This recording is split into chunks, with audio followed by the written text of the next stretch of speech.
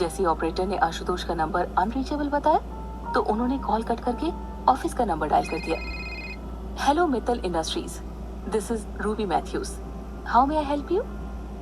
Call Ashutosh के office में गया था जहां रूबी ने कॉल अटेंड किया। मिस रूबी, आशुतोष से मेरी बात करवाओ। अभिनव ने बिना कुछ कहे आशुतोष से बात करवाने के लिए कहा। रूबी अभिनव की आवाज पहचान गई थी। उसने जवाब दिया, good afternoon sir. Ashutosh sir तो अभी तक ऑफिस नहीं आए हैं। समीर सर का कॉल आया था कि वो लोग किसी जरूरी मीटिंग के लिए हाफ डे तक आएंगे। जरूरी मीटिंग? अभिनव को आशुतोष की किसी मीटिंग के बारे में कोई जानकारी नहीं थी। अक्सर आशुतोष उसे हर प्लान के बारे में पहले से बता देता था, या फिर अगर वो किसी मीटिंग के लिए जाता तो अभिनव को ये बात पता होती थी। लेकिन आज वो किस मीटिंग के सिलसिले में गया हुआ है, इसका अभिनव को कोई नॉलेज नहीं था। उसके लिए अजीब बात थी, लेकिन फिर उन्होंने सोचा हो सकता है आशुतोष जल्दी में बताना भूल गया हो।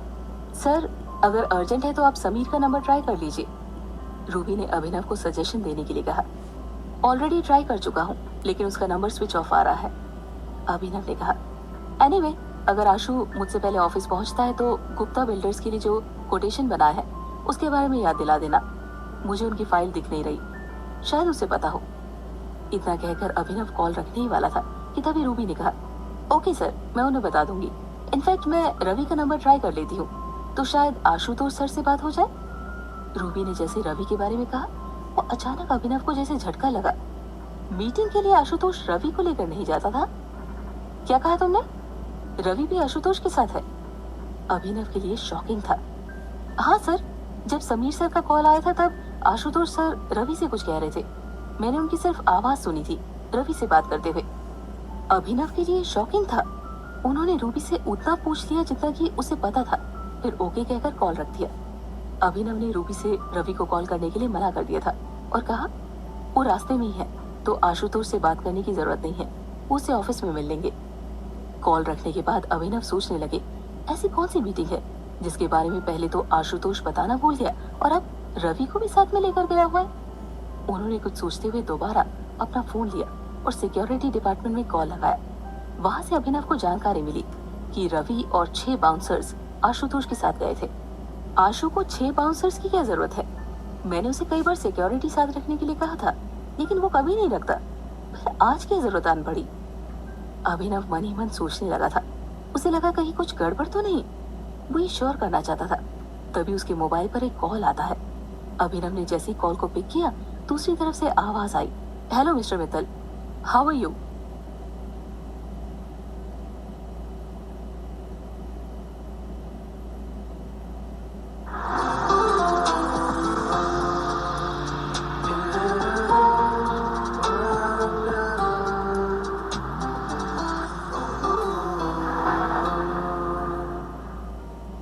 आशुतोष और समीर संजय सिंघानिया के ऑफिस से डील कैंसिल करके निकल चुके थे। वो दोनों वहां से सीधा मित्तल इंडस्ट्रीज के ऑफिस पहुंचे। रवि और उसके साथ बाकी के लोग उनके साथ ही थे। ऑफिस में मोस्टली स्टाफ मेंबर्स इस वक्त लंच कर रहे थे। जैसे ही वो अपने केबिन में पहुंचा, वहाँ रूबी अपना लंच बॉक्स लेकर लंच के लिए जा रही थी। आशुतोष और समीर को आए देखकर वो रुक गई। गुड आफ्टरनून सर, रूबी ने आशुतोष और समीर की तरफ देखकर कहा। आशुतोष ने कोई जवाब नहीं दिया, जबकि समीर ने, oh good afternoon miss Ruby, आप लंच कर लीजिए, कोई प्रॉब्लम नहीं है। ओके सर, रूबी ने कहा और अपना लंच लेकर बाहर जाने लगी। फिर अचानक से पीछे मुड़कर बोली, आपका लंच सर? समीर ने कहा, मुझे तो भूख लगी है, एक काम कीजिए मिस रूबी, आपके किसी फेवरेट चाइनीज रेस्टोरेंट से आपका कुछ फेवरेट ऑर्डर कर दीजिए। आज हमारा चाइनीज खाने का मूड है। पहले तो रूबी को ऐसा लगा जैसे समीर कोई मजाक कर रहा था। वो अक्सर ऐसा करता था, किसी भी एम्प्लॉय को कोई छोटा या बड़ा नहीं समझता था। रूबी कंफ्यूज थी, इसीलिए उन दोनों की तरफ देखते हुए ऐसी खड़ी रही। उसे इस तरह खड़ा देखकर समीर ने कहा, लगता है ये काम भी अब मुझे ही करना पड़ेगा। कोई बात नहीं।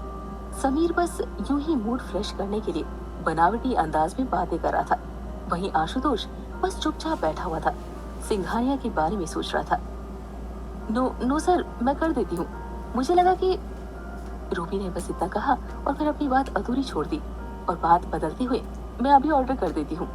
और ऐसा कहकर वो बाहर चली गई। बाहर आकर रूबी ने उन दोनों के लिए लंच ऑर्डर किया और ऑर्डर प्लेस हो जाने के बाद वो कॉल रखकर जाने ही लगी थी कि सामने से राजेश जी आते हुए दिखाई दिए। गुड आफ्टरनून सर, रूबी ने उन्हें देखकर कहा। गुड आफ्टरनून रूबी, आशुतोष जी आ गए क्या? राजेश जी ने रूबी को रिप्लाई करते हुए कहा। उन्हें किसी ने बताया था कि आशुतोष आ चुका है। यस सर, वो ऑफिस में आ चुके हैं। समीर सर और आशुतोष सर अपने केबिन में हैं। अभी अभी उनके लिए लंच ऑर्डर कर रही हूँ। आप कहे तो मैं उन्हें इन्फॉर्म कर दूं कि आप आए हैं। रूबी ने राजेश जी को बताया कि आशुतोष आज सुबह घर से जल्दी निकल गए थे, इसीलिए उन्होंने ब्रेकफास्ट नहीं किया और लंच भी अभी ऑर्डर करवाया है। राजेश जी ने जैसे ही सुना कि वो दोनों ने अभी तक लंच भी नहीं किया है तो रुक गए। नहीं नहीं, कोई बात नहीं, लंच हो जाने दो, मैं लंच के बाद मिल लूंगा, इट्स नॉट अर्जेंट। इतना कहकर वो वहां से चले गए। राजेश जी नहीं चाहते थे कि जब वो बात कर रहे हो उस बीच उनका लंच आ जाए। राजेश जी को जाता देखकर रूबी ने ओके कहा और फिर अपना लंच बॉक्स लेकर चली गई। आरोही की मॉम घर पर रेस्ट कर रही थी। उनकी हालत पहले से कहीं ज्यादा बेहतर थी, लेकिन कहीं ना कहीं ये सब टेम्पररी था। आरोही भी अपने रूम में थी। मिसेस शर्मा आरोही के फ्यूचर को लेकर काफी फिक्रमंद थी। ऐसा नहीं है कि उन्हें आरोही पर भरोसा नहीं था। वो चाहती थी कि आरोही अपना हर सपना जिए, लेकिन उसमें वक्त काफी लगता। उनके पास बस वक्त ही नहीं था।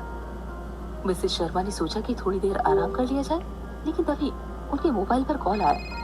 उन्होंने देखा कि कॉल उनकी चाइल्डहुड फ्रेंड लता का था, जिसके बारे में कुछ दिन पहले अपने हस्बैंड से बात कर रही थी। मिसेस शर्मा और लता जी दोनों बचपन से साथ पढ़े थे और वो दोनों एक दूसरे को समझते भी थे। मिसेस शर्मा ने कॉल पिक किया और दूसरी तरफ से उसकी फ्रेंड लता की आवाज आई। हाय ममता, how are you? Lata ji की आवाज में काफी एक्साइटमेंट थी। क्या बात है लता, बहुत खुश लग रही हो, क्या हो गया? मिसेस शर्मा ने भी उनकी एक्साइटमेंट का राज जानना चाहा। खुशी की तो बात है, अब हम दोनों समधी जो बनने वाले हैं। लता की बात ममता से कुछ दिन पहले हुई थी। मिसेस शर्मा ने उनसे आरोही के रिश्ते के बारे में बात की थी, लेकिन अभी तक इस बारे में उन्होंने आरोही से कोई बात नहीं की थी। वो चाहती थी कि आरोही और उनकी फ्रेंड का बेटा शौर्य दोनों शादी कर लें, लेकिन किसी भी तरह से वो अपना ये फैसला आरोही पर थोपना नहीं चाहती थी। हाँ बिल्कुल, लेकिन पहले आरोही और शौर्य दोनों आपस में मिल तो लें, एक दूसरे को जान लें। हम दोनों के फैसले से क्या होता है, आखिर उन दोनों की मर्जी भी तो होनी चाहिए। मिसेस शर्मा ने लता को एक हिंट देने के लिए कहा, ताकि वो समझ जाए कि वो इस फैसले के लिए तभी राजी होंगे जब आरोही और शौर्य दोनों की मर्जी होगी। अरे तुम फिक्र मत करो, शौर्य मेरी बात कभी नहीं टालेगा, मैं जानती हूँ। और क्यों पसंद नहीं करेगा वो पसंद करेगा, दोनों पसंद करेंगे एक दूसरे को। लता जी अपनी तरफ से श्योर नजर आ रही थी। मिसेस शर्मा ने जब देखा कि वो उनकी उस दिन की बात को फाइनल मान बैठी है, तो उन्होंने थोड़ा और क्लियरली बात करना सही समझा। देखो लता, हम दोनों बचपन से साथ में पढ़े हैं, एक दूसरे को समझते हैं। हमारे वक्त में माँ बाप अपनी मर्जी से शादी तय कर देते थे, लेकिन आज वक्त बदल चुका है। बच्चे हमारी बात टालेंगे नहीं, लेकिन अगर हमारे फैसलों में उनकी मंजूरी भी शामिल रहे तो उनका आगे का जीवन सुखमय रहेगा। लता जी ने जब मिसेस शर्मा की पूरी बात सुनी तो उन्होंने कहा, तुम्हारी बात बिल्कुल सही है ममता, हम बच्चों पर अपनी मर्जी थोप नहीं सकते। तुम्हें याद होगा जब कॉलेज के बाद मेरे मम्मी पापा ने मेरी शादी एक एनआरआई से तय कर दी थी और मैं घबरा गई थी। अजनबी देश और अजनबी लोगों के बीच में कैसे रहूंगी। हाँ अच्छे से याद है, कैसे भूल सकती हूँ। सुबह से शाम हो गई थी, तुम्हारा रोना खत्म नहीं हुआ था। मिसेस शर्मा उन पुरानी बातों को याद करके हंसती थी। कॉल पर दूसरी तरफ लता जी भी उसकी इस बात पर हंसने लगी थी और बोली, हाँ डर तो था ना इन सब बातों का, और उस वक्त तुमने मेरी मदद भी की थी। तुमने मुझे समझाया था कि सब ठीक हो जाएगा और ये एक अच्छा मौका है, और तुम सही भी थी। सुनील के साथ शादी करके मैं यहाँ पर आ गई। शुरुआत के कुछ दिन एडजस्ट करना मुश्किल था। अजनबी माहौल, विदेशी लोग, भाषा, संस्कृति सब हमसे अलग है। मिसेस शर्मा उसकी बात ध्यान से सुन रही थी। लता जी ने बात को आगे कंटिन्यू किया। मुझे शुरुआत में लग रहा था कि कभी यहाँ एडजस्ट नहीं हो पाऊंगी, हमेशा अपने देश की याद आती रहेगी। हाँ याद है, और उस वक्त तो आज की तरह ना मोबाइल थे और ना ही इतनी सारी सुविधाएं। मिसेस शर्मा ने लता जी की बातों का समर्थन किया। बिल्कुल, और मैं तो बस अपने परिवार और दोस्तों को याद करती थी, और फिर धीरे धीरे मैंने यहाँ के लोगों से घुलना मिलना शुरू किया। सुनील ने भी मेरी काफी मदद की यहाँ के तौर तरीके सीखने में, उन्हें अपनाने में। अब तो यहाँ काफी इंडियन फैमिलीज है, लेकिन उस वक्त नहीं हुआ करती थी। लता जी उन सारी बातों को कहने के बाद कुछ पल शांत हो गई। फिर एक लंबी सांस लेते हुए उन्होंने कहा, पता है ममता, इन सब में सबसे खास बात क्या है? क्या? मिसेस शर्मा ने उनकी बात का अर्थ जानने के लिए पूछा। तो लता जी थोड़ी मुस्कुराई और कहा, इन सब में सबसे खास बात ये थी, मेरे माता पिता का लिया हुआ फैसला। मुझे नहीं पता कि वो सही कर रहे हैं या नहीं। जब उन्होंने शादी की बात मुझसे कही थी, मैंने विरोध तो नहीं किया था, लेकिन उनका फैसला मुझे सही नहीं लग रहा था। कोई भी माँ बाप अपनी बेटी को अनजाने देश कैसे भेज सकते हैं? लेकिन मैं गलत थी। वो आखिरकार सही थे। उनकी पसंद सही थी। उन दोनों ने सुनील को चुना था मेरे लिए, और सुनील ने मुझे वो सब कुछ दिया जिसकी उम्मीद मेरे माता पिता को थी। लता की बातें सुनकर मिसेस शर्मा खामोश रही। लता जी की बातें सही जरूर थी, लेकिन ये बात सभी एक ही जगह पर एक ही तरह से अप्लाई हो, ये जरूरी नहीं है। ऐसा नहीं है कि वो शौर्य के लिए श्योर नहीं थी या उन्हें लता और उसकी फैमिली पर भरोसा नहीं था, लेकिन वो बस चाहती थी कि उनकी इकलौती बेटी आरोही हमेशा खुश रहे। उन्होंने लता से कहा, तुम्हारी बात बिल्कुल सही है लता। हम माता पिता अपने बच्चों के लिए अच्छा ही सोचते हैं। हम भी यही कह रहे हैं। मैं तो बस ये चाहती हूँ कि दोनों एक बार एक दूसरे से बात कर ले और एक दूसरे को समझ ले, तो आगे सब आसान रहेगा। और वो भी हो जाएगा। Guess what? शौर्य ने लीव के लिए अप्लाई कर लिया है ताकि कुछ दिन इंडिया घूम सके। गांव में हमारी कुछ प्रॉपर्टी अभी भी है। जल्दी हम इंडिया आने वाले हैं। और ऐसा कहने के साथ ही लता जी की आवाज में फिर से एक्साइटमेंट की झलक आने लगी। ओहो, तो ये बात है, इसीलिए इतनी खुश हो। ये तो अच्छी खबर सुनाई तुमने। कब आ रही हो फिर? मिसेस शर्मा ने खुश होते हुए उनसे पूछा। Maybe next week. Sunil को कुछ अर्जेंट काम है, इसी वजह से डिले हो रहा है। कोई बात नहीं, ये खबर सुन के दिल को सुकून मिला है। इतने सालों के बाद मिलेंगे हम। दोनों की बातों से एक्साइटमेंट साफ झलक रही थी। लता जी इससे पहले मिसेस शर्मा की शादी में आई थी और तभी सुनील जी और राजेश जी की मुलाकात हुई थी। उसके बाद वो कभी इंडिया वापस नहीं आई, लेकिन आज उनकी दोस्ती को जब रिश्तेदारी में बदलना है तो वजह है उनके पास इंडिया आने की। कारण बन रहा है। दोनों इस बात से काफी खुश थे। उन दोनों की कुछ देर और औपचारिक बातें हुई और फिर दोनों ने कॉल रख दिया। मिसेस शर्मा खुश थी। वो चाहती थी कि शौर्य और आरोही एक दूसरे को पसंद कर ले। गणपति जी को याद करते हुए उन्होंने हाथ जोड़े और प्रे किया और फिर आराम करने लगी। यार, अब खाने से क्या प्रॉब्लम है? देख भाई, मेरे पेट में कूद रहे हैं चूहे, तो मैं तो खा रहा हूँ। एक तो सुबह नाश्ता भी नहीं करने दिया। समीर जैसे आशुतोष से शिकायत कर रहा था, लेकिन उसका लहजा इतना बनावटी था कि आशुतोष भी समझ सकता था। आशुतोष ने समीर की तरफ देखा और मुस्कुरा दिया। समीर ने भी आशुतोष को थोड़ा रिलैक्स देखा। उसे अच्छा लगा। उसने फटाफट खाना सर्व करना शुरू कर दिया। भूख तो आशुतोष को भी लगी थी, लेकिन वो उस डील के बारे में सोच रहा था। सिंघानिया से डील तोड़ने के बाद ऐसा नहीं था कि वो अकेला नहीं कर सकता था, लेकिन उसे एक पार्टनर की जरूरत थी। वो एक स्टार्टअप के प्लान पर वर्क कर रहे थे और मित्तल इंडस्ट्रीज उसमें डायरेक्ट इन्वॉल्व नहीं होना चाहती थी। इसके बाद उनके शेयर्स पर इफेक्ट पड़ सकता था। आशुतोष को दोबारा फिर से सोच में डूबा देखकर समीर ने कहा, ओ भाई, वेट वेट वेट, पहले लंच कर ले, फिर उसके बाद अपनी परियों की कहानियों में डूब जाना। और इतना कहकर उसने सर्व की हुई प्लेट आशुतोष के सामने रख दी। आशुतोष समीर के मजाकिया अंदाज पर मुस्कुरा दिया था। फिर दोनों एक साथ लंच करने लगे। लंच खत्म हो जाने के बाद सभी एम्प्लॉइज अपनी अपनी डेस्क पर वापस आ चुके थे। राजेश जी भी अपने डेस्क पर बैठे थे और कुछ फाइल्स क्लियर कर रहे थे। उन्हें पता था कि आशुतोष और समीर का लंच लेट आया है, तो उन्हें थोड़ा वक्त लगेगा, लेकिन वो तब तक इस काम को खत्म कर लेना चाहते थे। उनके ज्यादातर पेंडिंग काम तो वैभव कर चुका था। सिर्फ ऐसा कुछ काम बाकी थे जो उनकी गाइडेंस के बिना नहीं हो सकते थे। राजेश जी थोड़ी देर तक डाटा एनालाइज करते रहे और फिर आधे घंटे में इम्पोर्टेंट काम निपटा कर फ्री हो गए। उसके बाद वो उठे, सीधा आशुतोष के केबिन की तरफ बढ़ गए। उनके पास वो चेक भी था जो उन्होंने आशुतोष को लौटाना था। आशुतोष के केबिन पर पहुंचकर उन्होंने रूबी से कहा, आशुतोष को इन्फॉर्म करो। कॉल पर इन्फॉर्म करने के बाद रूबी ने कहा, इट्स ओके, आप जा सकते हैं सर। राजेश जी ने उसे थैंक यू कहा और फिर आशुतोष के ऑफिस में पहुंच गए।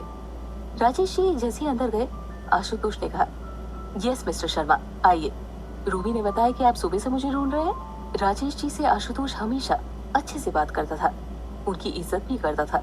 ये पता चलने के बाद कि आरोही उनकी बेटी है और वही लड़की है जिसने उस दिन मॉल में सबके सामने उसे थप्पड़ मारा था, बावजूद इसके आशुतोष का राजेश जी के प्रति व्यवहार नहीं बदला। राजेश जी जैसे उनकी तरफ आगे बढ़े और कुछ कहना चाहते थे कि तभी अचानक से केबिन का दरवाजा फिर से खुला। सामने अभिनव खड़ा था।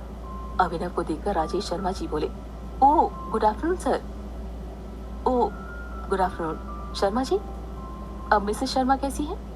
अभिनव ने अचानक से राजेश शर्मा जी को वहां देखा और थोड़ा नॉर्मल होते हुए कहा।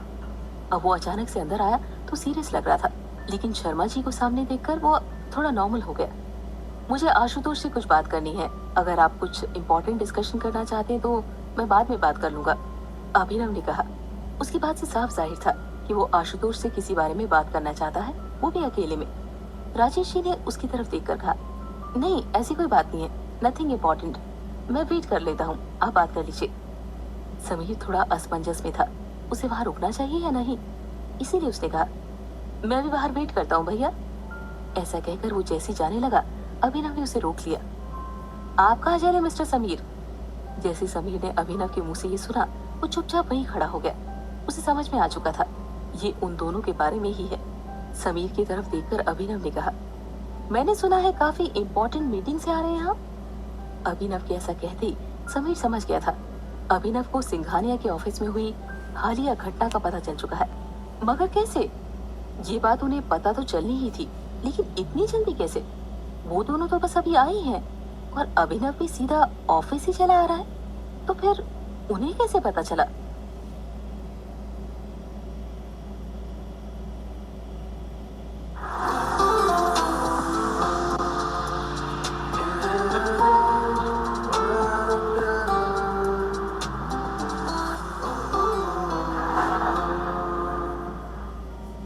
आरोही और शनाया दोनों क्लास से बाहर निकल चुके थे और सीनियर गर्ल के पीछे पीछे चलने लगे। ऐसा लग रहा था कि वो उन दोनों के साथ डीन ऑफिस तक जा रही है। आरोही और शनाया दोनों अपने दिमाग पर जोर डालने लगी थी, इस लड़की के साथ उनका कोई पंगा तो नहीं हुआ? यार आरोही, डीन सर ने तुझे क्यों बुलाया है? कहीं तूने इस लड़की के साथ कोई झगड़ा वगड़ा तो नहीं किया? हो सकता है इसने कोई कंप्लेन लिखवाई हो, डीन सर ने तेरे डैड को बुलवा लिया हो। शनाया आरोही को पॉसिबिलिटीज गिनवाने में लगी थी। दोनों ही ये नहीं जानते थे कि आखिर हुआ क्या होगा। आरोही भी शनाया की बात से एग्री करते हुए बोली, हाँ यार, जिस तरह से ये हमारे साथ चल रही है उससे तो ये लगता है कि ये हमें सिर्फ इन्फॉर्म करने के लिए नहीं आई है, ये तो हमारे साथ डीन ऑफिस तक जा रही है। आरोही ने चलते हुए इस लड़की से पूछा, एक्सक्यूज मी, क्या आपको डीन सर ने कुछ बताया कि मेरे डैड को यहाँ क्यों बुलाया गया है? दिस वे, उसने अचानक से लेफ्ट मुड़ते हुए सीधा सा जवाब दिया और खुद लेफ्ट में मुड़कर आगे आगे चलने लगी। यार, ये रास्ता तो डीन के ऑफिस जाता ही नहीं, ये कहाँ लेकर जा रही है हम दोनों को? शनाया ने आरोही की तरफ देखा। वो लड़की उन दोनों को देख भी नहीं रही थी और बस आगे आगे चल रही थी। आरोही को भी शक होने लगा था कि आखिर ये सब है क्या। तभी वो लड़की सीधे एक क्लासरूम में चली गई। ये क्लासरूम अक्सर खाली रहता था। आरोही और शनाया ने जब देखा, वो दोनों उसके पीछे क्लासरूम में चली गई और अंदर जाकर उन्होंने देखा पूरा क्लासरूम खाली था और ब्लैक बोर्ड के सामने रखी टीचर चेयर पर सैम बैठी हुई थी। आरोही समझ चुकी थी कि ये सब सैम का किया हुआ था। उसके डैड कॉलेज नहीं आए थे और ना ही डीन ने उन्हें बुलाया था। मैंने सोचा कि आज तुम दोनों को रागिनी मैम से सिर्फ मैं ही बचा सकती हूँ। वैसे मैं क्या करूँ, मैं हुई इतनी हेल्पफुल, यू नो। सैम उन दोनों को पास आते देखकर स्टाइल से बोली और हंसने लगी। आरोही भी उसकी बात सुनकर हंसने लगी थी। वैसे सैम की प्लानिंग सही थी। आरोही भी काफी देर से बोर हो चुकी थी उस क्लास में। वो सीनियर गर्ल जो उन दोनों को यहाँ तक लेकर आई थी, वो अब क्लास से बाहर निकल चुकी थी। उसे ज्यादा देख आरोही ने कहा, और ये क्या है, तुम्हारा नया रोबोट? ऐसा कहकर वो हंसने लगी। शनाया ने कहा, हाँ यार, वो रास्ते में कुछ भी बोल नहीं रही थी और रोबोट जैसे हमारे आगे आगे चल रही थी। और इतना कहकर शनाया उसकी जैसे एक्टिंग करने लगी। वो थोड़ा हाथ और पैर को हार्ड करके रोबोट स्टाइल में चलने की एक्टिंग दिखाने लगी और उस लड़की का रास्ते में कहा गया सिर्फ एक शब्द दोहराने लगी, दिस वे। तीनों मिलकर उसका मजाक उड़ा रहे थे। थोड़ी देर यूं ही हंसने के बाद जब थोड़ा नॉर्मल हुए, तब आरोही ने पूछा, ओके, वो सब तो ठीक है, अभी बताओ ऐसे क्यों बुलाया? हम दोनों ने डीन के नाम से अपने पूरे महीने की गलतियों को याद कर लिया था। सच भी यही था। आरोही रास्ते पर यही सोच रही थी, उसने कोई बड़ी गलती कर दी है और अब उसे पनिशमेंट मिलेगी। अरे भूल गई क्या, तुमने तो कहा था यू हैव अ सरप्राइज और 2:30 बजे मिलने के लिए कहा था। Now it's more than 3 o'clock and I am still waiting for your surprise. Sam ने आरोही को याद दिलाया। सरप्राइज? शनाया भी बोल पड़ी क्योंकि उसे भी आरोही ने कुछ नहीं बताया था। ओह सॉरी, मैं भूल गई। आज अनुकल्प ने एक छोटी सी ट्रीट पर इनवाइट किया है 3 बजे। आरोही को जैसे अचानक याद आया वो सच में भूल गई थी। क्या? अनुकल्प ने? सैम का रिएक्शन देखकर शनाया भी बोल पड़ी, लेकिन उसका तो बर्थडे भी नहीं है, उसने तुमको क्यों बुलाया है? अरे बाबा, मुझे नहीं, हम सबको। उसने हम सबको इनवाइट किया है, मुझे कहा था कि तुम दोनों को बता दूं। आरोही ने कहा तो शनाया ने उसकी बात का यकीन कर लिया, लेकिन सैम उसकी तरफ देखने लगी। उसे यकीन था आरोही जरूर कोई प्रैंक कर रही है। उसने आरोही की तरफ देखकर कहा, ओह रियली? आरोही ने सैम की बात सुनकर जल्दी से कहा, वी आर गेटिंग लेट, चलो जल्दी चलो, वो हमारा वेट कर रहा होगा। और इतना कहकर वो चलने के लिए रेडी हो गई। वो नहीं चाहती थी कि सैम और सवाल जवाब करे। सैम को पहले से उन दोनों पर शक था, और अगर वो 2-4 सवाल और कर लेती आरोही पकड़ी जा सकती थी। हाँ हाँ चलो, रागिनी मैम ने बोर कर दिया, मुझे तो भूख भी लगने लगी है।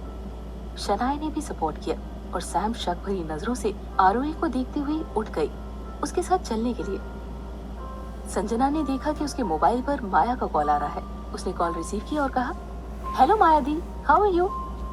हमारा पहला तीर एकदम सही निशाने पर जाकर लगा है। अभिनव और माजी दोनों इस बात के लिए एग्री है कि आशुतोष तुमसे मिले। अब आगे का काम तुम्हारा है। माया ने अपनी चालाकी भरी आवाज में संजना को पूरा किस्सा बताया कि किस तरह से उसने उन दोनों को मनाया है। अब अगला कदम यही था कि आशुतोष संजना को देखते ही पसंद कर ले, और ये काम संजना को ही करना था। डोंट वरी दी, बाकी का काम आप मुझ पर छोड़ दीजिए, संजना ने फुल कॉन्फिडेंस के साथ कहा। तो माया भी थोड़ा केयरफुल होकर बोली, नहीं संजना, ये इतना इजी नहीं है। आशुतोष को तुम जानती नहीं हो, वो कम ही लोगों से मिलता जुलता है और आज तक उसका नाम किसी लड़की के साथ नहीं आया है। रिलैक्स दी, आशुतोष भी संजना को जानता नहीं है। संजना जो चाहती है वो हासिल कर लेती है। संजना ओवर कॉन्फिडेंट लग रही थी और आशुतोष को अंडर एस्टिमेट कर रही थी। ओके दी, मुझे भी जाना है, मैं आपसे बाद में बात करती हूँ। इतना कहकर उसने कॉल रख दिया क्योंकि उसके फ्रेंड्स उसे बुला रहे थे। संजना और उसके फ्रेंड्स एक नाइट पार्टी में आए हुए थे। मार्क, जो कि उसका कॉलेज फ्रेंड था, उसने ये पार्टी अपने घर पर रखी थी। उसके मॉम डैड घर पर नहीं थे और उन सब फ्रेंड्स ने मिलकर पार्टी का प्लान किया था। रात के 2 बजे भी पार्टी फुल ऑन थी। संजना वापस मार्क के घर के लिए मुड़ी। माया का जब कॉल आया था तब वो बाहर आ गई थी। संजना वाकई दिखने में खूबसूरत थी, लेकिन उसके चेहरे पर एक अलग ही चालाकी की झलक दिखाई देती थी। मार्क के घर में एंटर होते ही सामने का हॉल पार्टी करने वालों से भरा हुआ था। लाउड म्यूजिक, हर जगह शराब और धुआं धुआं। वहाँ बहुत से लोग स्मोक कर रहे थे। Hey Sanju, where are you? Don't you like this music? Mark ने संजना को अंदर आते हुए देखा तो उससे इंटरेक्ट होने के लिए पूछा। Mark, your party is rocking like always. ऐसे कहकर संजना ने एक बियर कैन हाथ में लिया। उसे देखकर मार्क ने भी अपना विस्की का ग्लास उठा लिया और सभी चीयर्स करने लगे। पार्टी का माहौल फिर से रंगीन हो गया था और सभी लोग संजना और मार्क के हाथों में ड्रिंक देखकर उन्हें उत्साहित करने लगे थे। उन सब की बात का मतलब समझते हुए मार्क और संजना ने चीयर्स किया और एक ही सिप में अपना सारा ड्रिंक खाली कर लिया। उन दोनों को देखकर बाकी सब लोग जोर जोर से शोर करने लगे। दोनों ने एक ही सिप में अपना अपना ड्रिंक खाली कर दिया था। इस बात की फिक्र किसी को भी नहीं थी कि कौन जीता कौन हारा। वो तो बस पार्टी एंजॉय कर रहे थे। लगातार लाउड पार्टी म्यूजिक बज रहा था। सभी लोग काफी शोर कर रहे थे। उस हॉल में 25 से 30 लोग थे, जिनमें लड़के और लड़कियां दोनों शामिल थे और सभी पार्टी का फुल मजा ले रहे थे। मार्क की नजरें संजना पर थी। वो शायद उसे पसंद करता था। संजना को इस तरह की पार्टीज की आदत थी। वो अपनी फ्रेंड्स के साथ फ्लोरिडा में भी हर वीकेंड पे पार्टी करती थी। पैसों की उसके डैड के पास कोई कमी नहीं थी, लेकिन बिजनेस के लिए वो हमेशा शहर से बाहर रहते थे। उसकी मॉम और डैड का डिवोर्स हो चुका था जब वो 4 साल की थी और उसकी मॉम ने दूसरी शादी कर ली थी। वो हमेशा अपनी मनमानी करती और पार्टी करती रहती। मार्क ने जब देखा कि संजना नशे में डूब रही है, उसने मौके का फायदा उठाने का सोचा। वो संजना को एक और बैग देते हुए गैलरी की तरफ लेकर गया। उस हॉल के एक तरफ एक गैलरी सी बनी थी जहाँ से बाहर का नजारा देखा जा सकता था। वो उसे किस करना चाहता था, लेकिन तभी उसने पुलिस सायरन की आवाज सुनी। वो लोग शाम से पार्टी कर रहे थे और अब रात के 3 बजने वाले थे। पड़ोसियों ने परेशान होकर पुलिस को कॉल कर दिया था। उसे दूर से पुलिस की 2 गाड़ियां आती दिखाई दी थी और मार्क भागता हुआ हॉल में आया। उसने म्यूजिक बंद कर दिया और चिल्लाकर कहा, गाइस, कॉप्स आर हियर। उसकी आवाज सुनकर सब भागने लगे, क्योंकि ज्यादातर अपने घर से भाग कर आए थे बिना इन्फॉर्म किए। कुछ लोग पार्टी में अपने साथ ड्रग्स भी लेकर आए थे। संजना की फ्रेंड्स उसके पास आई, उसे होश में लाते हुए कहा, come on Sanju, we have to rush. उन लोगों ने देखा कि संजना अब तक काफी नशे में आ चुकी है, इसीलिए मार्क ने उसकी हेल्प की और संजना को उसकी फ्रेंड्स के साथ बैकडोर से बाहर उनकी कार तक पहुंचा दिया। उन लोगों ने संजना को मिलकर अंदर बिठाया और कार स्टार्ट करके वहां से निकल गए। सैम ने अपनी कार सीसीटी के सामने रोकी थी, जो उसके कॉलेज से कुछ दूरी पर था। हम दोनों कार पार्क करके आते हैं, तुम अंदर चलो आरोही। सैम ने मौका देखकर आरोही से कहा। उसने ऐसा जानबूझकर कहा था क्योंकि वो चाहती थी कि आरोही अकेली ही अंदर जाए। आरोही कार से उतरकर अकेले उस तरफ जाने लगी। आरोही ने जैसे अंदर कदम रखा, उसी कोने में अनुकल्प बैठा दिखाई दिया। अनुकल्प की नजरें एंट्रेंस पर थी। वो काफी देर से वेट कर रहा था और बार बार घड़ी पर नजर घुमा रहा था। जैसे उसने आरोही को अंदर आते देखा, वो अपनी जगह से उठ खड़ा हुआ। आरोही ने देखा अनुकल्प ने कपड़े चेंज किए हुए हैं। उसने एक हाफ शर्ट पहनी थी जिस पर एक ब्लैक हाफ जैकेट पहना हुआ था। वो काफी डिसेंट लग रहा था। बालों को तरीके से सजाया था और चेहरा ग्लो कर रहा था, जैसे कि उसने अभी अभी फेशियल करवाया हो। आरोही को देखकर उसने अपनी सीट से उठते हुए कहा, हाय आरोही। वो थोड़ा नर्वस लग रहा था। उसकी पहली डेट जो थी। सॉरी, हम लेट हो गए। वो रागिनी मैम की क्लास। इट्स ओके, मैं भी कुछ देर पहले आया हूँ। अनुकल्प ने भी उसे देखते हुए कहा। आरोही इतनी खूबसूरत लग रही थी कि अनुकल्प बस उसे देखे जा रहा था। उसने ध्यान भी नहीं दिया कि आरोही ने अभी अभी हम कहा था। वो अनुकल्प के सामने अकेली ही थी, इसीलिए उसका ध्यान भी नहीं गया। उसके इस वर्ड पर आरोही ने देखा कि अनुकल्प जहाँ बैठा था वहाँ टेबल पर पहले से 4-5 पानी की बोतल पड़ी हुई थी, जिसका मतलब था वो काफी देर से बैठा था। ओह, लगता है यहाँ से क्लीन नहीं किया गया। मैं तो जस्ट अभी आया हूँ। अनुकल्प ने आरोही की नजरों का पीछा किया तो एक्सक्यूज देने के लिए ऐसा कहा। बैठो ना, अनुकल्प ने आरोही की तरफ देखते हुए कहा। दोनों में बातें कम हो रही थी। वो दोनों डेली बेसिस पर इससे ज्यादा बातें कर लेते थे, लेकिन आज थोड़े झिझक रहे थे। अनुकल्प ने जैसे ही आरोही की तरफ हाथ बढ़ाया ताकि उसे पकड़कर बिठा सके, तभी से आवाज आई, लुकिंग हैंडसम अनुकल्प। उसने जैसे ही आरोही के पीछे देखा, उसे दूर से एंटर होती हुई सैम और शनाया दिखाई थी। वो दोनों उसकी तरफ आ रही थी। अनुकल्प उनको देखकर सोचने लगा, ये दोनों यहाँ क्या कर रहे हैं। उसने सवालिया नजरों से आरोही की तरफ देखा। तब तक सैम और शनाया वहां आ चुके थे। आज तो बड़ा ग्लो कर रहा है, इस खूबसूरती का राज क्या है? सैम ने अनुकल्प को छेड़ते हुए कहा। शनाया भी अनुकल्प को देखते हुए बोली, हाय अनुकल्प, आरोही ने बताया कि तुम हम सबको ट्रीट दे रहे हो, लेकिन आज तो तुम्हारा बर्थडे भी नहीं है। शनाया ने बड़ी मासूमियत से कहा, क्योंकि उसे सिचुएशन समझ में नहीं आ रही थी। अनुकल्प अब तक समझ चुका था कि आरोही ने उसके साथ ऐसा प्रैंक किया है। उसने आरोही की तरफ देखा तो वो अनुकल्प को ही देख रही थी। उसके फेस पर स्माइल थी। वो मासूम लग रही थी और उसके चेहरे से पता चल रहा था कि वो उन दोनों को साथ जानबूझकर लेकर आई है। उसे ऐसा प्रैंक करके बड़ा मजा आ रहा था। बेचारा अनुकल्प हंसने लगा। उसने सबको बैठने के लिए कहा। वो चारों वहां बैठकर बातें करने लगे। सबने अपने लिए ऑर्डर किया। अनुकल्प आरोही को देखे जा रहा था और आरोही अनुकल्प को। उसने प्रैंक तो खेल लिया था उसके साथ, लेकिन अनुकल्प की गहरी आंखों में वो खुद को डूबने से बचा नहीं सकी। सैम उन दोनों को देख रही थी। उसका यकीन और पुख्ता हो गया था। अनुकल्प उसका बहुत अच्छा दोस्त था। अब तो आरोही भी उसके फ्रेंड जोन में शामिल थी। वो उन दोनों के लिए बहुत खुश थी। शनाया ने सैम से कहा, वो वॉशरूम जा रही है। उसने आरोही और अनुकल्प को एक दूसरे में खोया हुआ नहीं देखा था। शनाया के जाने के बाद भी उन दोनों को जैसे अपने आसपास का कुछ भी दिखाई नहीं दे रहा था। दोनों बस एक दूसरे में खोए हुए थे और आरोही का ध्यान इस तरफ गया ही नहीं कि उसका फोन काफी देर से वाइब्रेट हो रहा था। आरोही झटके से नींद से जागी। उसने देखा उसके पास रखा मोबाइल सच में वाइब्रेट हो रहा था। कुछ देर पहले वो अपनी मॉम से बातें करके अपने रूम में आ गई थी। उसकी आंख लग गई थी। उसने अपना मोबाइल फोन उठाया और देखा उसमें जो नंबर फ्लैश हो रहा है वो अनुकल्प का ही है। अनुकल्प का कॉल आया देखकर आरोही का दिल जोर से धड़कने लगा। आज 1 साल के बाद अनुकल्प की आवाज सुनकर वो कैसे रिएक्ट करेगी, ये उसे भी नहीं मालूम था।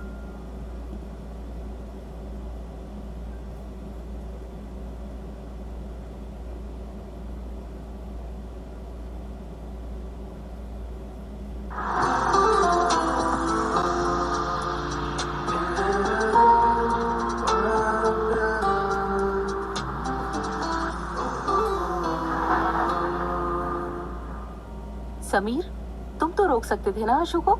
क्या जरूरत थी तुम दोनों को सिंघानिया के ऑफिस में इस तरह से घुसने की। वो तीनों आशुतोष के केबिन में बैठे थे। और अभिनव ने रूबी को कह दिया था कि कुछ देर के लिए वो किसी और को अंदर ना आने दे। लेकिन भैया, समीर कहने वाला था कि उससे पहले अभिनव ने फिर कहा, अब खुद को डिफेंड करने की कोई जरूरत नहीं है। मैंने तुमसे ये एक्सपेक्ट नहीं किया था समीर। सिंघानिया ने आपके साथ बदतमीजी की थी भैया, आशुतोष ने अचानक कहा, जो काफी देर से शांत बैठा हुआ था। अभिनव भी कभी उन दोनों पर गुस्सा नहीं करते थे, लेकिन वो बस उन्हें समझाना चाहते थे।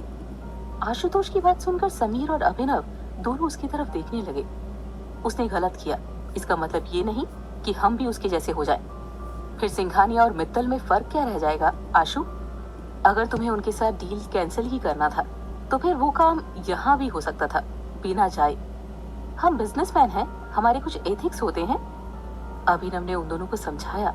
उन्होंने देखा कि उसके बाद समीर और आशु ने दोनों ने कोई विरोध नहीं किया, तो फिर उन्होंने समीर की तरफ देखकर कहा, सिंघानिया को डील कैंसिलेशन के ऑफिशियल डॉक्यूमेंट्स भेज दो समीर, और आगे से मैं उम्मीद करूंगा कि तुम दोनों ऐसी कोई हरकत नहीं करोगे, ठीक है? जी भैया, समीर ने अभिनव की बात मानते हुए कहा, जबकि आशुतोष चुप ही बैठा रहा। इसके बाद अभिनव वहां से उठे और बाहर आकर खड़े हो गए, जहां रूबी अपनी डेस्क पर बैठी हुई थी। उन्होंने रूबी से रवि को उसके केबिन में भेजने के लिए कहा और वहां से आ गए। अभिनव जानते थे डील कैंसिलेशन के बाद सिंघानिया बौखला जाएगा। साथ ही जो कुछ आशुतोष ने किया था वो भी गलत था, लेकिन वो बस रवि को हिदायत देना चाहते थे कि आशुतोष का ख्याल रखे और आगे ऐसी कोई एक्टिविटी होने से पहले उन्हें इन्फॉर्म करे। रूबी ने रवि को कॉल करके अभिनव से मिलने के लिए कहा था और रवि अभिनव के केबिन में चला आया। रवि को आशुतोष की सुरक्षा में किसी भी प्रकार की कोताही पसंद नहीं थी। उसे पता था सिंघानिया के ऑफिस में इस तरह से घुसकर वो गलत कर रहा है, लेकिन उसका जिम्मा था कि वो आशुतोष को किसी प्रकार की चोट न पहुंचने दे। रवि एक निडर इंसान था। अभिनव के सामने आते ही उसने उससे गुड आफ्टरनून कहा। अभिनव ने एक नजर उसकी तरफ देखा और कहा, तुम इतनी बड़ी रिस्क कैसे ले सकते हो रवि, वो भी सब जानते हुए कि आशुतोष कितना शॉर्ट टेम्पर्ड है? अगर आशु को कुछ हो जाता तो? How can you be so irresponsible? Ravi ने अभिनव की बात सुनकर कोई जवाब नहीं दिया, बस चुपचाप सुनता रहा। अभिनव को ये बात अच्छे से पता थी कि रवि के होते हुए आशुतोष को कुछ नहीं हो सकता, और वैसे भी वो सिर्फ आशुतोष के कहे अनुसार ही काम कर रहा था। वो चाहता तो आशुतोष को रोक नहीं सकता था। रवि को इस तरह चुपचाप खड़ा देखकर अभिनव ने कहा, जो कुछ हो चुका उसके लिए हम कुछ नहीं कर सकते, लेकिन तुम सिंघानिया को जानते हो रवि, वो चुप बैठने वालों में से नहीं है। मुझे डर है कि वो आशुतोष को किसी तरह से नुकसान ना पहुंचाए। रवि के होते हुए सिंघानिया कुछ नहीं कर सकता सर, रवि ने काफी देर के बाद रिस्पॉन्स में कहा। ये बात मैं जानता हूँ रवि, तुम आशुतोष को किसी तरह भी नुकसान नहीं पहुंचने दोगे, लेकिन इस इंसिडेंट के बाद तुम्हें और ज्यादा केयरफुल रहना होगा, क्योंकि अब सवाल सिर्फ सिंघानिया के ईगो का नहीं है। आशुतोष ने डील कैंसिल करके जो नुकसान किया है उसको बर्दाश्त करना सिंघानिया के लिए मुश्किल हो जाएगा, अभिनव ने रवि को समझाते हुए कहा। रवि भी इस बात को समझ सकता था। उसने अपनी गर्दन हिलाकर सहमति जताई। मैं चाहता हूँ कि तुम सिंघानिया पर नजर रखो, खासकर उसके बेटे सूरज सिंघानिया पर। मैं उसे किसी भी तरह का मौका नहीं देना चाहता। अभिनव ने रवि को पूरी स्ट्रैटेजी समझाई और आशुतोष की सुरक्षा और पुख्ता करने के लिए इंस्ट्रक्शंस दिए। अभिनव, जो हर वक्त शांत और सुलझे हुए लगते थे, इस वक्त वो काफी गुस्से में लग रहे थे। रवि ने सारे इंस्ट्रक्शंस प्रॉपर सुने और समझने के बाद बस इतना कहा, don't worry sir, Ashutosh sir को कोई नुकसान पहुंचाने से पहले उसे रवि से भिड़ना पड़ेगा। और इतना कहकर रवि अभिनव के केबिन से बाहर आ गया। उधर अनुकल्प काफी देर तक सोचता रहा कि उसे क्या करना चाहिए। उसके बाद उसने फैसला किया कि अगर सब कुछ पहले जैसा करना है तो उसे ही पहल करनी होगी। उसने फैसला किया, आरोही को कॉल किया। कुछ रिंग जाने के बाद आरोही ने कॉल पिक किया और कहा, हेलो। अनुकल्प के कानों में जैसे आरोही की वही मीठी आवाज गूंजी। कुछ पल के लिए वो अपने होश खो बैठा था। आरोही भी काफी देर तक अपने ख्यालों से बाहर नहीं आ सकी। आरोही ने अंदाजा लगाया था इस वक्त अमेरिका में काफी रात हो चुकी है, बावजूद इसके अनुकल्प ने उसे कॉल किया है। उसे समझ नहीं आ रहा था कि उनके बीच अब क्या बातें होगी। उसने सिर्फ हेलो कहा और खामोश हो गई। आई एम सॉरी आरोही, मुझे शायद तुमसे यही कहना चाहिए। मेरी जगह कोई और भी होता तो यही कहता। मैं जानता हूँ कि सिर्फ एक सॉरी से वो सब बदल नहीं जाएगा जो मेरी वजह से हुआ है। अनुकल्प काफी कुछ कहना चाहता था, लेकिन शुरुआत उसने आरोही से माफी मांगकर की। मैं जानता हूँ कि तुम मुझसे नाराज हो और ये जायज भी है। तुम्हें मुझसे नाराज होना भी चाहिए। मैंने जो कुछ किया उसके बाद तुम्हें माफी मांगने के लायक भी नहीं हूँ। मुझे तुम्हें छोड़कर कभी नहीं आना चाहिए था। अनुकल्प का दिल जोरों से धड़क रहा था। वो कोशिश कर रहा था कि आरोही को किसी तरह कन्विंस कर सके। अब तुम क्या चाहते हो अनुकल्प? आरोही ने अनुकल्प की पूरी बात सुनने के बाद बहुत ही शांत आवाज में उससे कहा, क्या तुम्हारी सॉरी कह देने से सब कुछ बदल जाएगा? मैं कुछ भी नहीं बदलना चाहता आरोही, न ही मैं वो सब बदल सकता हूँ जो पिछले 1 साल में हुआ। मैं बस तुमसे एक मौका चाहता हूँ। मैं बस चाहता हूँ कि तुम हमारे रिश्ते को एक और मौका दो। बिलीव मी, मैं सब कुछ ठीक कर दूंगा। सब कुछ वैसा ही होगा जैसा तुम चाहती हो।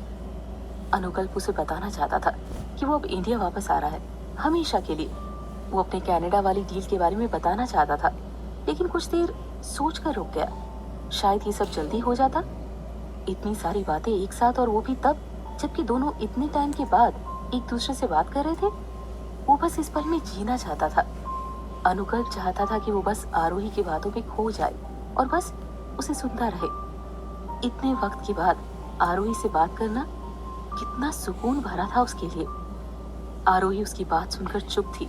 वो श्योर नहीं थी कि उसे क्या कहना चाहिए। एक लंबे अरसे के बाद अनुकल्प से बात करना उसके लिए अनएक्सपेक्टेड था। उसे भी अनुकल्प के साथ बिताया हर एक पल याद आ रहा था। उन दोनों ने अपने फ्यूचर के लिए बहुत कुछ सोच के रखा था।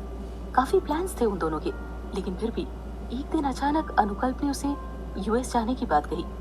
आरोही को वो पल अच्छे से याद था। अनुकल्प ने देखा कि आरोही खामोश है और कुछ भी नहीं कह रही है। वो उसकी हालत समझ सकता था। उसने आरोही से कहा, मैं जानता हूँ तुम क्या सोच रही हो।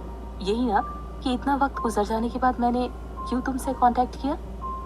जहाज का परिंदा जब दूर तक समंदर देखता है ना, तब उसे एहसास होता है कि उसकी जमीन वो पीछे छोड़ आया है।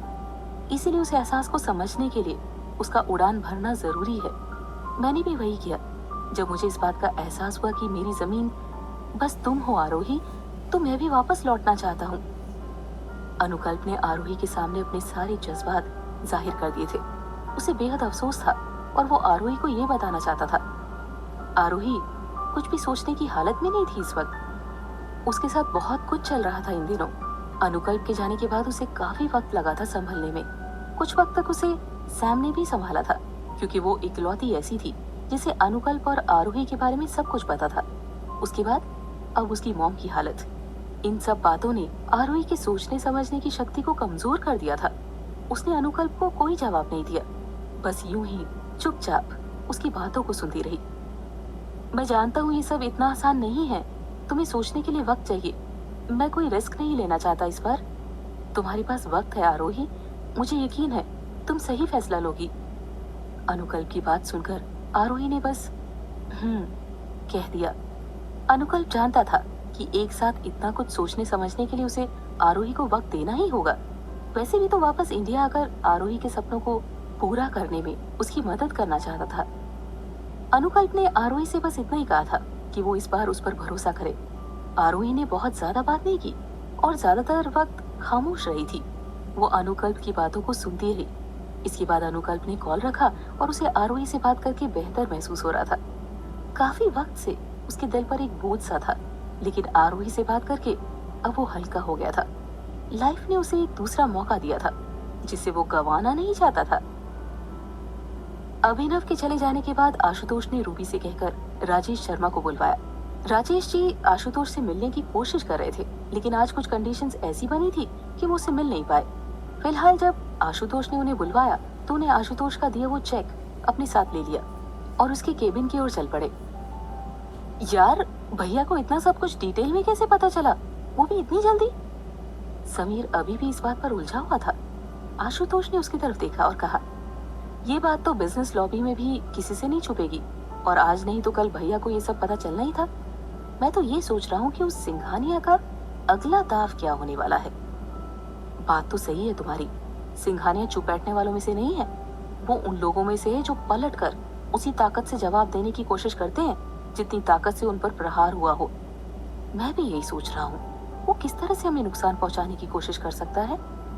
समीर ने आशुतोष की बात का सपोर्ट करते हुए कहा। आशुतोष की चिंता ये नहीं थी कि सिंघानिया उस पर पलटवार कर सकता है। उसे तो बस इस बात की फिक्र थी कि डील कैंसिल होने के बाद सिंघानिया अपने आप को नुकसान से बचाने के लिए किसी भी हद तक गिर सकता है। तभी डोर नॉक होता है। समीर कम इन कहता है और राजेश शर्मा उसके केबिन में एंटर होते हैं। ओ, आइए शर्मा जी। ओ, आप कुछ अर्जेंट काम से आए थे और हम बात नहीं कर पाए। उससे पहले ही समीर इससे पहले बात पूरी करता राजेश जी ने कहा, कोई बात नहीं। और इतना कहकर वो आशुतोष के सामने रखी चेयर पर बैठ गए। आशुतोष ने उनकी तरफ देखा और राजेश जी ने अपनी जेब से चेक निकालकर उनके सामने रख दिया।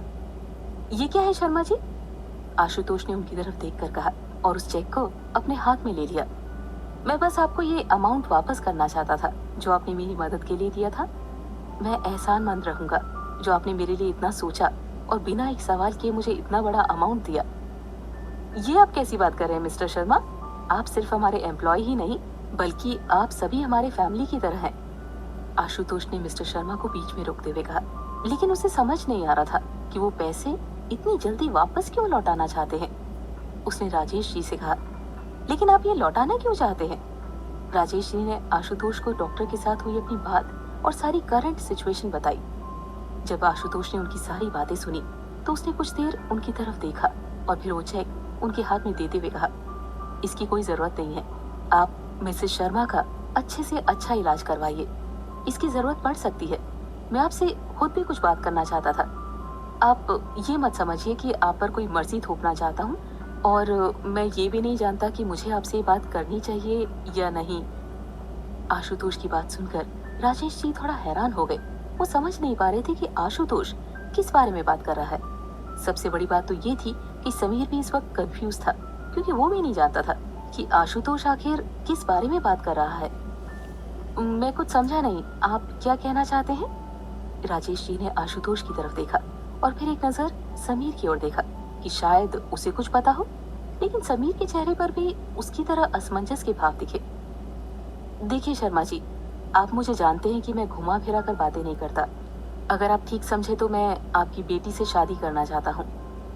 आशुतोष ने जैसे ये बात कही उसको सुनकर शर्मा जी एकदम शॉक्ड हो गए। समीर को भी कुछ समझ नहीं आया। कुछ दिन पहले आशुतोष की आरोही से मॉल में छोटी सी झड़प, आरोही का आशुतोष को थप्पड़ मारना और फिर आशुतोष का उसके बारे में पता लगवाना, और अब जबकि उसे पता है कि आरोही वो लड़की है तो सीधे शादी का प्रस्ताव। समीर के लिए सच में ये सब समझ पाना मुश्किल था। वही परेशान राजेश शर्मा भी थे।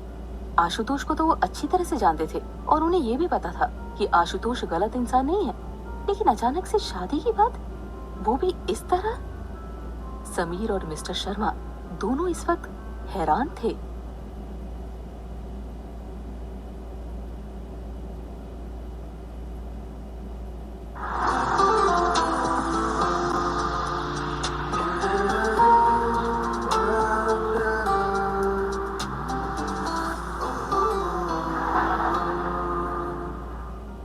आरोही के लिए अनएक्सपेक्टेड था। उसे अजीब लग रहा था इतने वक्त के बाद अनुकल्प का कॉल आना और फिर सब कुछ पहले जैसा हो जाए। ये सब सुनने में सपना ही तो लगता है। और अब उसे क्या करना चाहिए? क्या अनुकल्प को एक और मौका मिलना चाहिए या फिर एक सपना समझकर उसे सब कुछ भूल जाना चाहिए? सवाल बहुत थे और आरोही के पास इन सारे सवालों के जवाब भी थे। आखिरकार आरोही ने सैम से मिलने का प्लान किया। शनाया से वो इस बारे में बात नहीं कर सकती थी और ऐसे में उसे सैम की याद आई। उसने सैम को कॉल किया। Hi Aarohi, what's up? Phone की दूसरी तरफ से सैम की चहकती आवाज आई। Everything is fine, are you free now? Wanna meet? No, मैं फ्री बिल्कुल नहीं हूँ, सैम ने कहा। उसकी बात सुनकर आरोही को एक पल के लिए समझ ही नहीं आया कि वो मजाक में ऐसा कह रही थी। सैम ने अपनी बात आगे कंटिन्यू की और कहा, आवाज से लग रहा है जैसे कई दिनों से बीमार हो तुम, या शायद कई दिनों से खाना नहीं खाया। I am not interested to meet such a person who sounds that low. हाँ, अगर कोई पार्टी का मूड है तो मैं फ्री हूँ। सैम ने जब ये बात अपने पुरानी जॉली अंदाज में कही तब जाकर आरोही को एहसास हुआ कि वो कुछ ज्यादा ही परेशान लग रही है। जब कॉल पर सैम को पता चल सकता है तो उसकी मॉम को इजीली पता चल जाएगा कि वो परेशान है। आरोही ने भी अपना मूड ठीक करते हुए कहा, अरे यार, वो अभी सोकर उठी ना तो थोड़ा लेजी फील कर रही थी, और कोई बात नहीं है। और बता, कहाँ मिलना है? मैं अपने फ्रेंड्स के साथ 8 बजे प्ले बॉय क्लब जा रही हूँ, so meet you there. Sam ने उसे अपना शाम का प्लान बताया। वैसे भी आरोही को रेडी होने के लिए टाइम लगता और 8 बजने में अभी काफी वक्त था। उसने घड़ी की तरफ देखा और कहा, ओके, मैं घर से निकलते टाइम कॉल करूंगी। दोनों ने बाय कहा और कॉल रख दी। बारिश का मौसम जा चुका था और सर्दियां आ रही थी, इसीलिए शाम जल्दी हो जाती थी। आरोही ने खिड़की के बाहर देखा, अंधेरा होने लगा था। वो फटाफट अपने रूम से बाहर आई। उसने देखा उसकी मॉम किचन में थी। वो फटाफट जाकर किचन में अपनी मॉम की हेल्प करने लगी। मॉम, मैं आज सैम के साथ जा रही हूँ, थोड़ा लेट आऊंगी रात में। आरोही ने काम में हाथ बटाते हुए अपनी मॉम से कहा। अच्छा, काफी दिनों के बाद सैम से मिलने जा रही हो? शनाया भी जा रही है क्या? आरोही की मॉम ने कैजुअली उससे पूछा। तब उसे याद आया कि शनाया को तो इस बारे में कुछ बताया नहीं। नहीं मॉम, वो शनाया को घर में कुछ काम है तो वो नहीं जा रही है। मैं टैक्सी ले लूंगी और रात में सैम मुझे ड्रॉप कर देगी।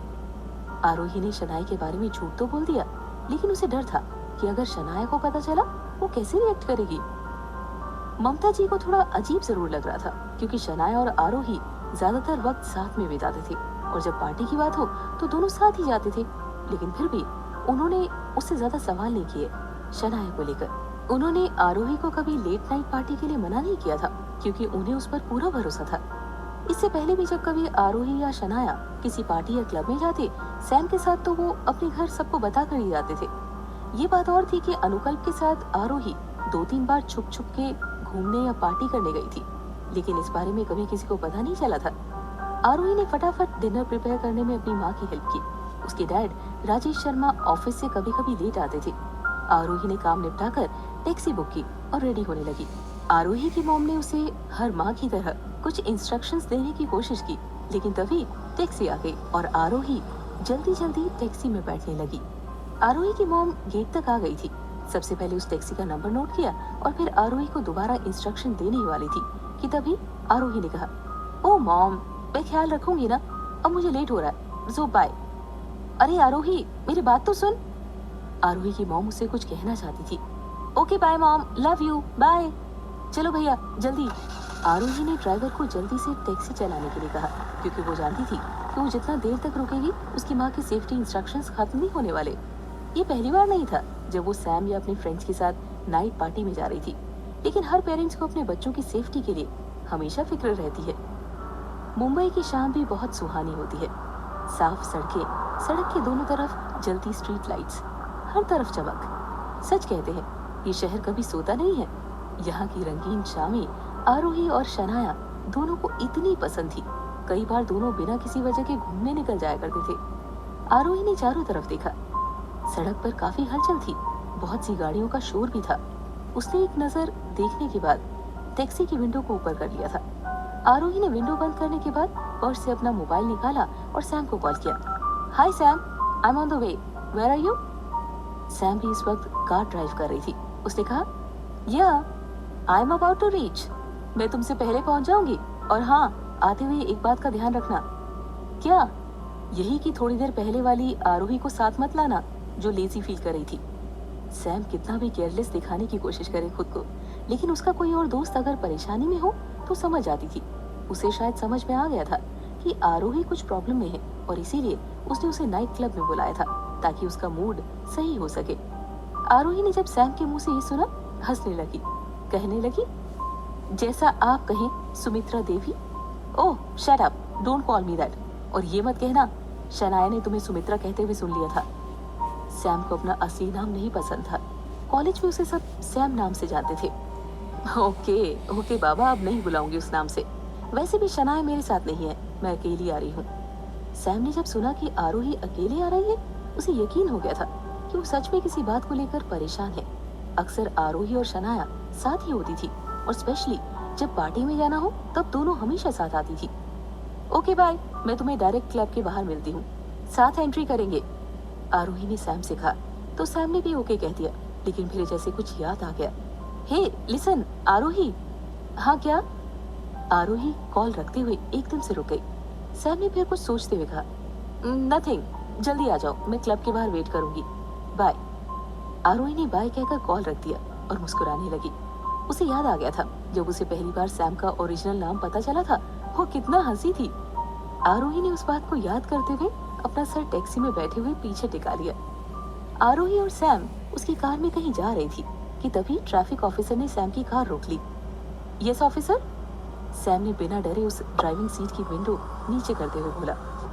Licence please ma'am, traffic officer ने सैम से कहा। Is there any problem? मेरे अंकल आईजी हैं, अगर कोई प्रॉब्लम है तो मैं आपकी बात करा सकती हूँ।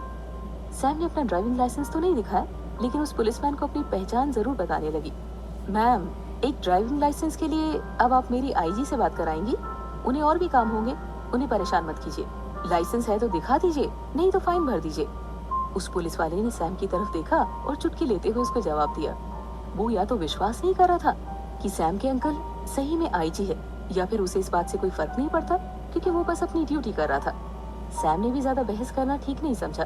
अपना ड्राइविंग लाइसेंस निकालने के लिए जैसे ही कंपार्टमेंट ओपन किया, उसमें काफी सारा सामान रखा होने की वजह से कुछ डॉक्यूमेंट्स नीचे गिर गए। उसका लाइसेंस भी आरोही के पैरों के पास गिरा, तो आरोही ने कैजुअली उठाया और जैसे ही उस पर नाम देखा, वो एक सेकंड के लिए कंफ्यूज हो गई। उस पर नाम लिखा था सुमित्रा घोष और फोटो की जगह सैम की फोटो थी। सैम ने उससे लाइसेंस छुड़ाने की कोशिश की, लेकिन आरोही ने संभाल लिया और उसकी तरफ देखकर बोली, सुमित्रा? आरोही की हंसी नहीं रुक रही थी सैम का नाम सुनकर। यार, ये नाम तुम्हारी पर्सनालिटी से बिल्कुल मैच नहीं करता। ऐसा लगता है टॉम क्रूज की मूवी में किसी ने मोहम्मद रफी के भजन डाल दिए हो। यार, stop joking and don't call me that Sumitra. वो मेरी दादी का नाम था और मेरे डैड को मेरी दादी से इतना प्यार था कि उनकी याद में उन्होंने मेरा नाम सुमित्रा रख दिया, फॉर नो रीजन। आरोही की हंसी रुक नहीं रही थी, वो पागलों की तरह हंसी जा रही थी। कम ऑन, इसमें हंसने की क्या बात है? मेरे डैड ने अपनी मॉम के लिए मेरे नाम की बलि दे दी। Can you believe this? Sam Aarohi को समझाने की कोशिश कर रही थी। आरोही का हंसना बंद ही नहीं हो रहा था। बाहर खड़ा ट्रैफिक पुलिसमैन उन दोनों को देख रहा था। उनकी बातें सुनने के बाद उसने कहा, सही कह रही हो मैडम, आप, बहुत बुरा हुआ आपके साथ। व्हाट? तुम अभी तक यही हो? Check my licence and get lost. Sam गुस्से में थी। उसके पास बैठी आरोही पुलिस वाले से ऐसे बात करता देख और ज्यादा हंसने लगी। पुलिस वाले ने भी उसको इरिटेट होते देख कहा, रहने दीजिए मैडम, लाइसेंस किसी और दिन चेक कर लेंगे, आप तो जाइए। सैम ने गुस्से से कार की विंडो बंद की और कार आगे बढ़ा दी। आरोही, जस्ट स्टॉप लाफिंग, नहीं तो मैं तुम्हें यहीं उतार दूंगी। अच्छा बाबा, ओके, सॉरी। आरोही थोड़ा शांत हुई, लेकिन अगले ही पल हंसी को कंट्रोल के चक्कर में और जोर से हंस पड़ी। सुमित्रा सुमित्रा देवी। सैम ने गुस्से से कार सड़क किनारे रोक दी और आरोही की तरफ देखकर बोली, आरोही लिसन। उसका बोलने का लहजा सुनकर आरोही एकदम चुप हो गई थी।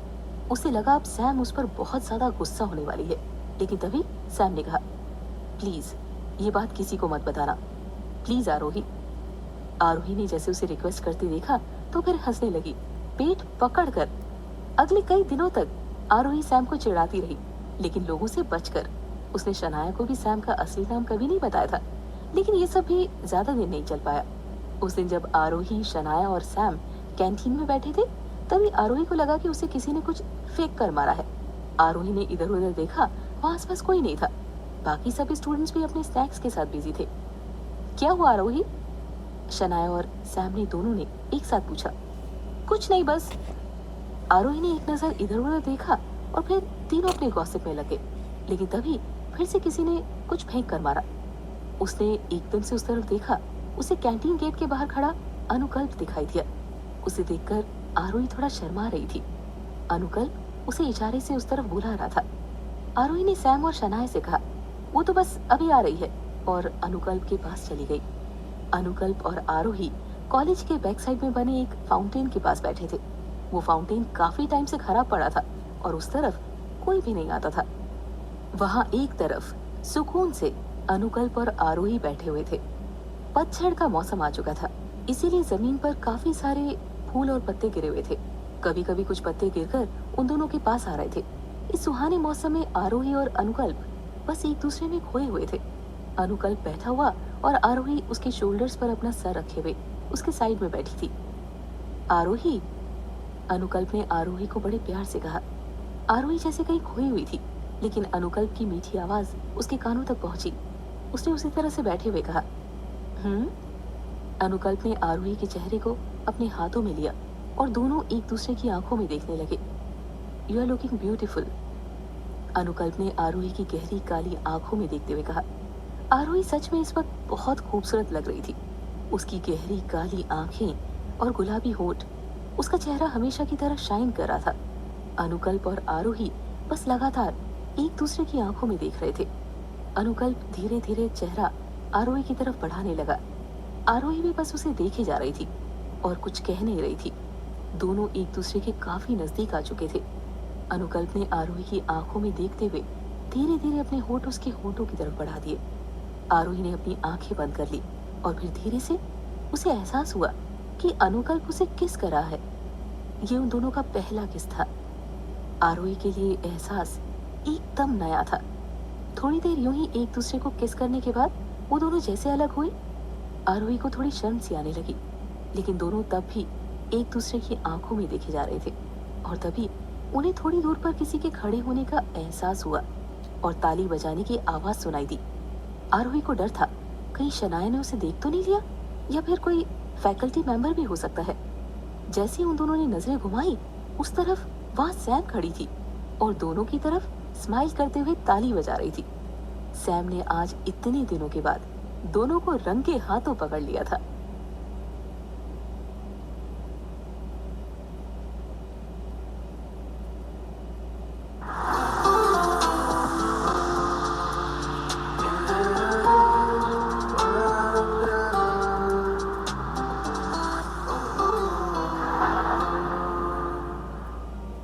आरोही के डैड राजेश शर्मा ऑफिस से घर आ चुके थे। घर आते ही उन्होंने सबसे पहले आरोही के बारे में पूछा। ममता जी ने बताया कि वो सैम के साथ गई है और रात तक लौटेगी। ठीक है, मुझे तुमसे कुछ बात करनी है ममता, राजेश जी ने बैठते हुए कहा। क्या बात है, आप परेशान लग रहे हैं?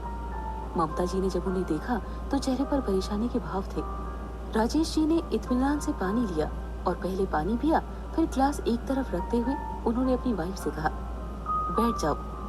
ममता जी उनके चेहरे की तरफ देखते हुए वहीं उनके पास बैठ गई। क्या बात है, बताइए।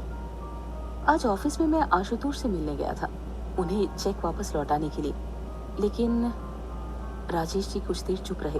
फिर उन्होंने आगे कहा, आशुतोष आरोही से शादी करना चाहते हैं। क्या? ममता जी को ये सुनकर बड़ा आश्चर्य हुआ। आखिर इतना बड़ा बिजनेस टाइकून ऐसा क्यों करना चाहेगा? अपने एम्प्लॉय की बेटी से वो शादी क्यों करना चाहेगा, जिसके लिए कई बड़े घरानों के रिश्ते लाइन लगा कर खड़े हैं? उन्हें भी कुछ समझ नहीं आया। आपसे ये किसने कहा? क्या आशुतोष ने खुद कहा? ममता जी आशुतोष और अभिनव को जानती थी, वो दोनों से ऑफिस में 2-3 बार मिल चुकी थी। हाँ, उनका कहना है कि उन्होंने आरोही को लास्ट ईयर दिवाली की पार्टी में देखा था, जब हम सबको इनवाइट किया था। वो काफी टाइम से ही कहना चाहते थे, लेकिन पिछले कुछ दिनों से काम ज्यादा होने की वजह से उन्होंने इस बारे में बात नहीं की। राजेश जी को समीर ने ये कहानी बताई थी, जबकि सच्चाई तो कुछ और ही थी। राजेश जी इस बात को लेकर नहीं जानते थे कि आशुतोष और आरोही मॉल में एक दूसरे से पहले मिल चुके हैं। ये बात सच है, लास्ट ईयर की पार्टी में आरोही भी गई थी, लेकिन वो बहुत ज्यादा देर तक नहीं रुकी थी।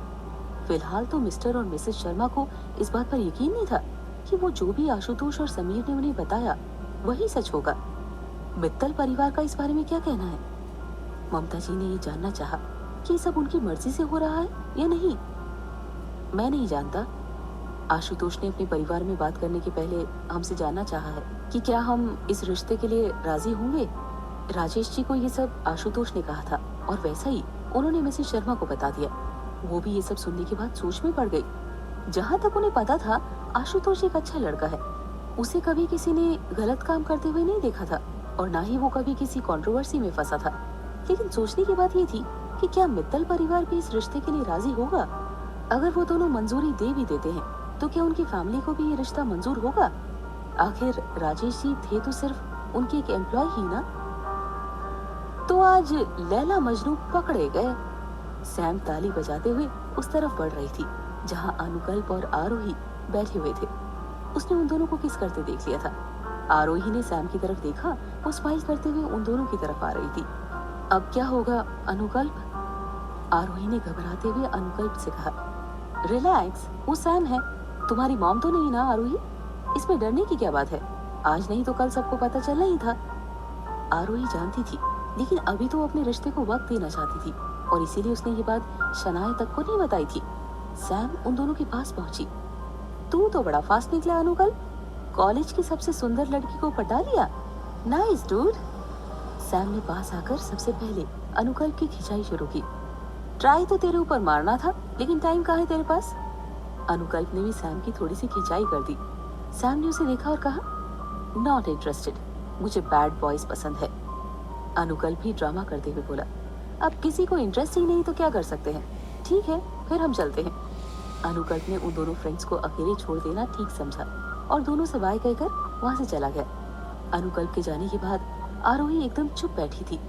पिछले कई दिनों से वो सैम को उसके नाम के लिए चिढ़ा रही थी, लेकिन जब सैम की बारी आई, सैम ने आरोही की तरफ देखा और कहा, तो मिस आरोही क्या कहना चाहोगी। अरे यार सैम।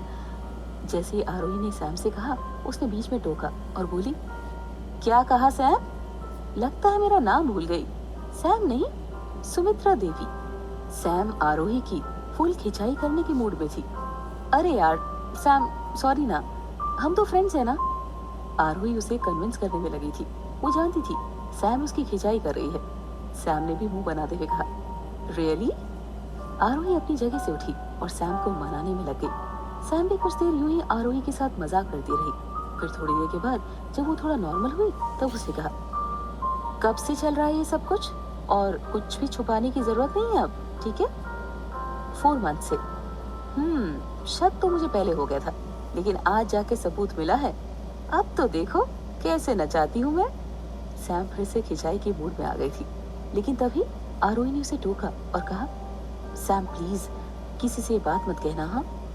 अरे क्यों, जब प्यार किया तो डरना क्या, जब प्यार किया तो डरना क्या।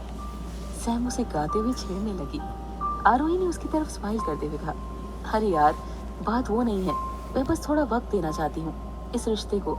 हम दोनों एक दूसरे को चाहते हैं, लेकिन अभी तो कॉलेज बाकी है पूरा, उसके बाद और भी बहुत कुछ डिसाइड करना है ना, काफी कुछ है, इसीलिए हमने अभी तक किसी को बताया नहीं। अनुकल्प को कोई एतराज नहीं है, लेकिन मैंने ही कहा उस सब बात को सीक्रेट ही रखे। और शनाया, सैम ने आरोही से पूछा, क्या शनाया जानती है। शनाया को भी इस बारे में कुछ नहीं पता, वो तो तुम ही हो जो शक करती रहती हो, शनाया को तो कभी शक भी नहीं हुआ। आरोही ने सैम को जवाब देते हुए कहा, वो पिछले आधे घंटे से तुम्हें ढूंढ रही है, कैंटीन से बिना बताए तुम गायब हो गई हो। बेचारी कब से परेशान हो रही है, अपना मोबाइल भी बंद करके रखा है तुमने। सैम ने उसे शनाया के बारे में बताया और फिर कहा, देखो आरोही, मुझसे या अनुकल्प से मिले तुम्हें कुछ महीने हुए हैं, लेकिन शनाया तुम्हारे बचपन की फ्रेंड है, मुझे लगता है उसे पता होना चाहिए। यार प्लीज, मैं उसे बता दूंगी, लेकिन अभी नहीं। वो 1000 सवाल करेगी और अभी कई सारे सवालों के जवाब मेरे पास खुद नहीं है। आरोही सैम को समझाते हुए बोली। वो जानती थी कि शनाया उससे नाराज जरूर होगी, क्योंकि बचपन से वो दोनों हर बात शेयर करते थे, लेकिन अभी कंडीशंस कुछ और थी। आरोही अभी खुद इतनी श्योर नहीं थी, इसीलिए वो शनाया के हजारों सवाल से बचना बेहतर समझ रही थी। उसने देखा कि सैम कुछ नहीं कह रही है, तो आरोही ने खुद ही कहा, ओके, मेरे पास अब तुम्हारा एक सीक्रेट है और तुम्हारे पास मेरा, तो हम डील करते हैं। तुम किसी को भी मेरे और अनुकल्प के बारे में नहीं बताओगी और मैं तुम्हारे बारे में, प्रॉमिस। आरोही की बात वैसे तो बचकाना थी, लेकिन सैम को पसंद नहीं था कि कोई उसका असली नाम जाने, इसीलिए उसने भी ठीक समझा। ओके प्रॉमिस, हम दोनों एक दूसरे के सीक्रेट को किसी के सामने कभी रिवील नहीं करेंगे। सैम ने भी हामी भर दी। थैंक यू सुमित्रा देवी, आरोही ने उसे छेड़ने के लिए कहा, तो सैम उसकी तरफ बनावटी गुस्से में देखने लगी। अच्छा बाबा सैम, और इतना कहकर दोनों हंसने लगी। Excuse me ma'am, Playboy Club आ गया। ड्राइवर ने आरोही को आवाज देते कहा। उसकी आवाज सुनकर आरोही अपने ख्यालों से बाहर आ गई थी। उसने देखा कि टैक्सी क्लब के बाहर आकर रुक गई थी। आरोही ने टैक्सी वाले को पे किया और बाहर आ गई। टैक्सी से उतरकर वो इधर उधर नजरें घुमाने लगी और तभी सैम अचानक उसके पीछे आ गई ताकि उसे डरा सके। आरोही तो पहले से ही उसे ढूंढ रही थी, लेकिन उसके डरने का कोई सवाल नहीं था। हाँ, बस एकदम से शॉक जरूर हो गई थी। दोनों ने एक दूसरे को प्यार से हग किया। हे, क्या बात है, आज इतने दिनों के बाद याद आई तुझे? सैम ने आरोही को टाइटली हग करते हुए कहा। दोनों काफी खुश हो गए थे। हाँ यार, बस ऐसे ही, आरोही ने उसे रिप्लाई किया। इतनी देर में सैम की कुछ फ्रेंड्स भी आ गए। सैम ने उनको आरोही से इंट्रोड्यूस करवाया। उनमें से एक तो उसके कॉलेज की फ्रेंड थी। ओके गर्ल्स, तो पार्टी शुरू करें? सैम ने चेयरफुल होकर सबसे कहा और बाकी सब भी एक साथ चिल्लाने लगी। वो अंदर जाने के लिए रेडी थे, लेकिन तभी आरोही ने उसे कहा, मुझे तुमसे कुछ जरूरी बात करनी थी सैम। बातें तो बहुत सारी होगी जाने मन, लेकिन अभी पार्टी टाइम है ना गर्ल्स? सैम ने अपने उसी पुराने अंदाज में कहा और सारी लड़कियां वहीं क्लब के सामने चिल्लाने लगी और फिर सभी हंसने लगे। आरोही भी उनको देखकर हंसने लगी थी। उसका मन तो नहीं था, लेकिन फिर भी सभी को देखकर उसने भी ओके कहा। ये हुई ना बात, लेट्स गो गर्ल्स, सैम ने उसी उत्साह के साथ कहा और सभी क्लब के लिए एंटर होने लगी। सैम ने सबके लिए एंट्री का इंतजाम पहले से करके रखा था।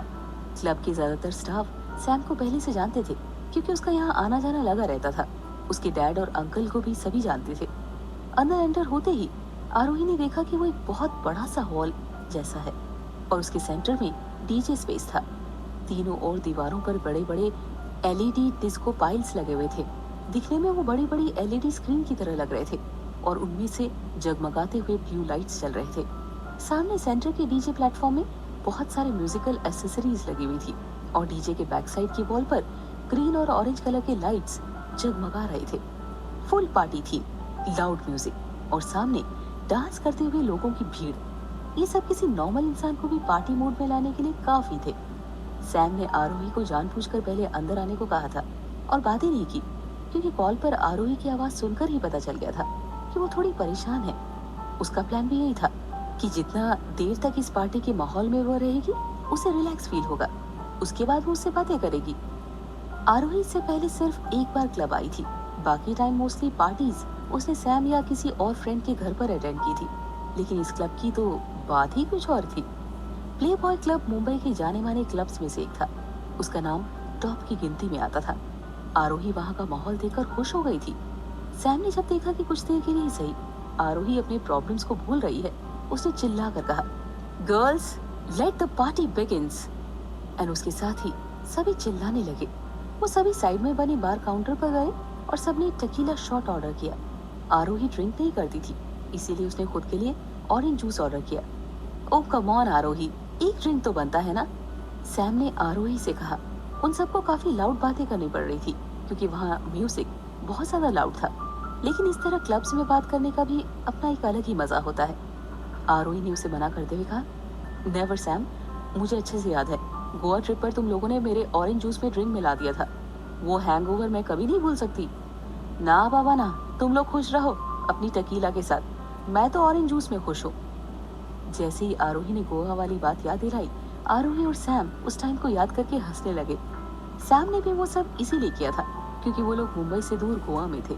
वहाँ भी आरोही को फोर्स नहीं करना चाहती थी, लेकिन उसने अपना शॉट उठाया और रेस करते हुए कहा, cheers girls, enjoy your freedom. उसकी बात सुनकर सबने अपने अपने शॉट्स उठा लिए और एक साथ एंजॉय योर फ्रीडम का नारा लगाने लगे। आरोही ने भी अपना जूस का ग्लास उठा लिया। उसके बाद सबने एक ही सिप में अपना टकीला शॉट खत्म किया और एक झटके से अपने ग्लासेस काउंटर पर रख दिए। उसके बाद सैम ने रिपीट करने के लिए कहा और बारटेंडर उनके शॉट्स रिपीट करने लगा। आरोही भी सैम का पागलपन देखकर मुस्कुरा गई थी। असल में सैम उन लड़कियों की तरह नहीं थी जो बस घर तक सीमित रहना चाहती हो। उसे अपनी लाइफ में अपने तरीके से जीना पसंद था। उसकी लाइफ और उसकी फ्रीडम के बीच में कोई आ जाए उसे पसंद नहीं था। उसका मानना था कि शादी के बाद हर किसी को अपनी फैमिली और अपने घर तक सीमित रहना पड़ता है, लेकिन कॉलेज लाइफ एक ऐसा पॉइंट है जहाँ वो लोग खुल के एंजॉय कर सकते हैं। उसे कोई फर्क नहीं पड़ता उसे कोई कैसे भी जज करता हो, ना ही उसकी शादी में कोई विश्वास था। सैम की इस तरह हर पल को जीने वाली फिलॉसफी आरोही को भी पसंद थी, क्योंकि वो जानती थी सैम दिल की साफ है, दोस्तों की मदद के लिए हमेशा तैयार रहती है। सभी ने 2-3 शॉट्स लेने के बाद एक साथ लाउडली स्क्रीम किया और फिर डांस फ्लोर की ओर चल पड़े। सैम ने आरोही का हाथ पकड़कर उसे खींच लिया। नहीं, तुम लोग जाओ ना, बस। इससे पहले कि आरोही अपनी बात खत्म कर पाती, सैम ने उसे जबरदस्ती खींचा और कहा, life is for fun babe, and उसे डांस फ्लोर तक लेकर गई। आरोही भी उस एटमॉस्फेयर को एंजॉय कर रही थी। वो भी इतना बढ़िया म्यूजिक और इतनी शानदार थीम, मस्ती में झूमने लगी थी। उसके साथ डांस करने लगी। कुछ देर के बाद आरोही ने सैम से कहा, सैम प्लीज, अब इससे पहले कि तुम टल्ली हो जाओ, मुझे तुमसे इम्पोर्टेंट बात करनी है। सैम पहले तो मना करने लगी ताकि आरोही थोड़ा और एंजॉय कर ले, लेकिन जब आरोही ने थोड़ा और जोर दिया, उसने अपनी बाकी फ्रेंड से कहा, यू गर्ल्स कैरी ऑन, हम दोनों अभी आते हैं, पार्टी रुकनी नहीं चाहिए। उसकी बात सुनकर बाकी लड़कियों ने जोर से चिल्लाया और फिर आरोही और सैम बाहर आ गए।